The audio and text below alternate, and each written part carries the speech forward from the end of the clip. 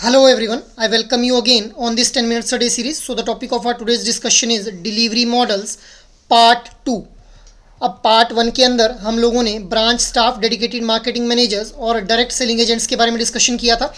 आज के इस सेशन में हम लोग बात करेंगे टाई अप्स, को लेंडिंग एंड डिजिटल बैंक्स के बारे में। अब हम लोग ये जानते हैं कि रिटेल बैंकिंग के अंदर अलग अलग तरह के लोन्स हम लोगों को देखने को मिलते हैं जो कि एक बैंक के लिए एसेट का काम करते हैं। होम लोन जैसे हो गए, व्हीकल लोन हो गए, इसके अलावा एजुकेशनल लोन हो गए।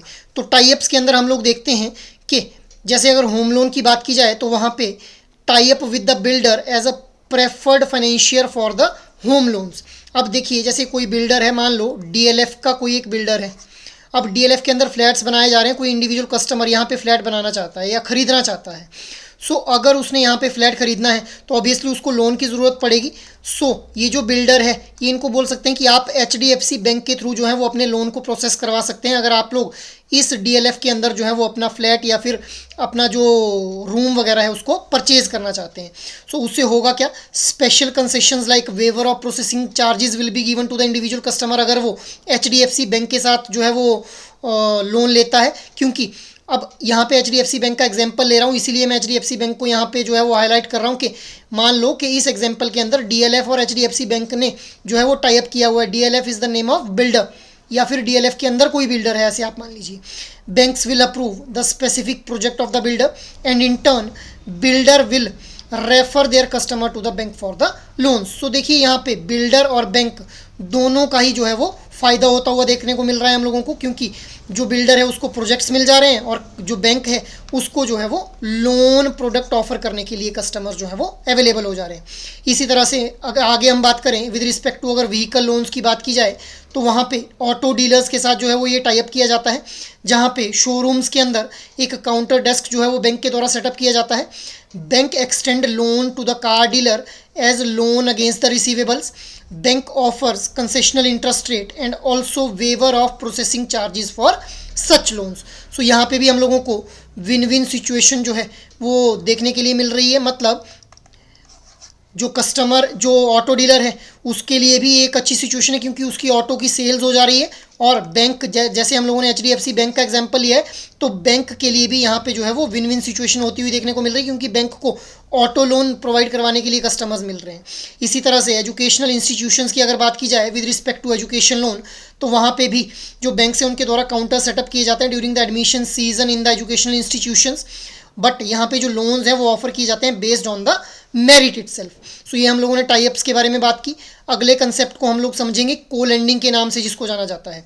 रिजर्व बैंक ऑफ इंडिया के द्वारा कुछ गाइडलाइंस इशू की गई हैं को लेंडिंग के regarding between bank and NBFC. NBFC क्या है, नॉन बैंकिंग फाइनेंशियल कंपनीज, और ये गाइडलाइंस 2020 के अंदर इशू की गई थी।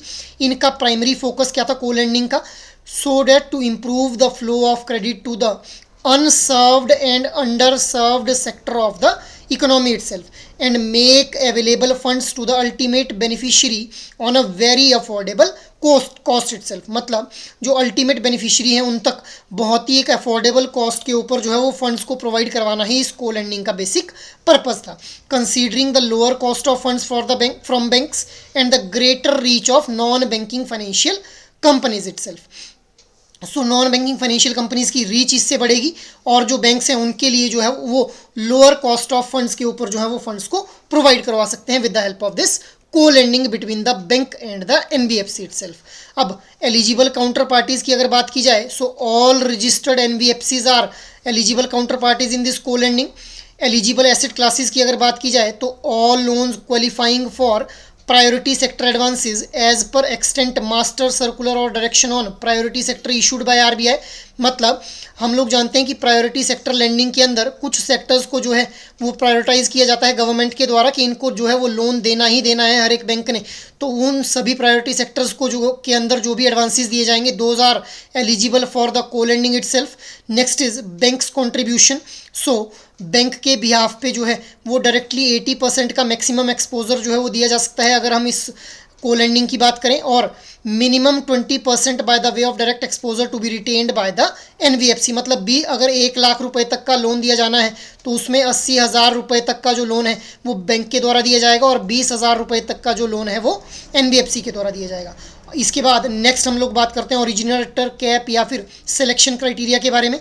सो ऐसी NBFC which is having a proven track record, geographical reach, robust credit and collection processes, compatible system capabilities और competent मैन पावर जिस एनबीएफसी के पास है, that NBFC is eligible for the co lending.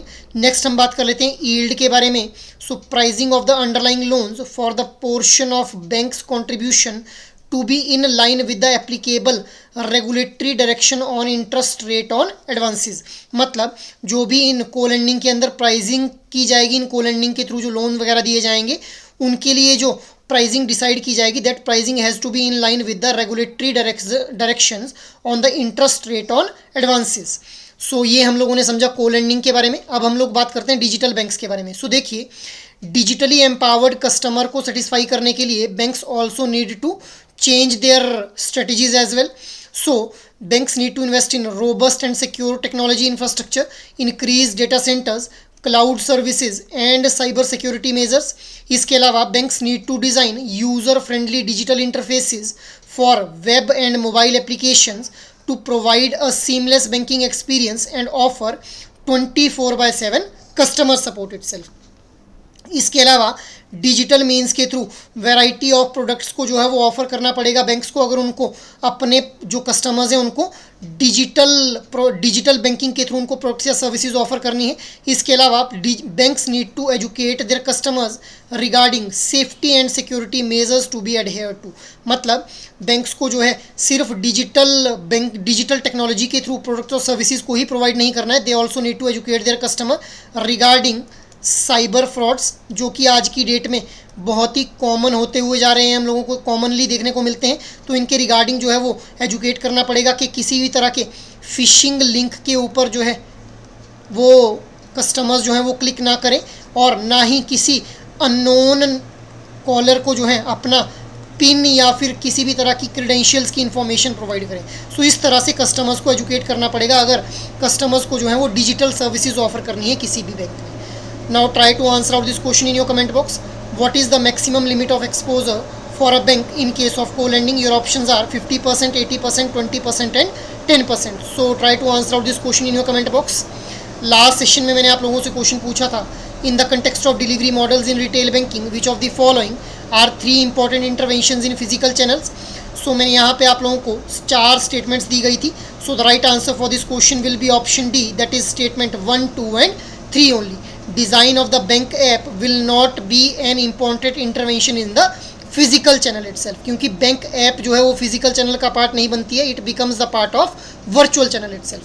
So that is all for today's discussion. अगर ये session आप लोगों को अच्छा लगा हो तो इस सेशन को लाइक, शेयर और सब्सक्राइब कर लें. और अगर आपकी कोई भी क्वेरी है तो you can mail us on hello@edutap.co.in. जय हिंद.